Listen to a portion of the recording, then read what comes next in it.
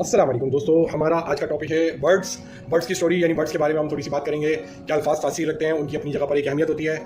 मैं आपको इस ज़मीन में एक वाक़या बताता हूँ। अल-बैरूनी ये मुसलमान साइंसदान में से एक है। ये एक बुज़ुर्ग अलैहि रहमा के दरबार में हाजिर थे। वो बुज़ुर्ग अपने मुरीदीन को समझा रहे थे कि अल्फाज जो है वो तासीर रखते हैं। तो अल-बैरूनी के दिल में गुमान गुजरा कि अल्फाज से भी भला क्या असर होता होगा। तो आपने वहीं से उसको मुखातिब किया, ए अल-बैरूनी तू गधा है। ये सुन के अल-बैरूनी को बड़ा तजस्सुस हुआ और अजीब सा लगा कि मेरी तो बेइज्जती हो गई। तो आपने फरमाया, देखो अगर मैंने तुझे गधा कहा और इन अल्फाज ने तेरे अंदर दिक्कत तारी करी और तुझे बुरे लगे, फील हुए, तो ये अल्फाज का एक वजन था। इसी तरह कुछ वर्ड ऐसे होते हैं जो इंसान को सेल्फ इंप्रूवमेंट के लिए बहुत ज़रूरी होते हैं। जैसे आई कैन डू इट, ये एक ऐसा वर्ड है कि मैं कर सकता हूँ।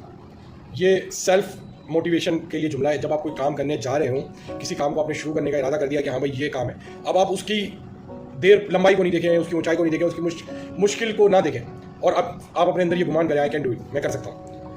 जब आप ये गुमान करेंगे, आई कैन डू इट, यानी अपने आप को सेल्फ मोटिवेट करेंगे, तो इससे आपका कॉन्फिडेंस बूस्ट होगा, बढ़ेगा, और आप उस काम को करना शुरू करेंगे तो अल्लाह के फजल से वो काम मुकम्मल हो जाएगा। अगर आप रुक गए और आपने इस तरह नहीं किया कि यार ये तो बहुत ऊंचा है, तो कौन चढ़ेगा इसके ऊपर, या ये बहुत मुश्किल टास्क है, ये नहीं हो सकेगा, तो फिर क्या होगा, फिर आपको उसमें सक्सेस नहीं मिलेगी।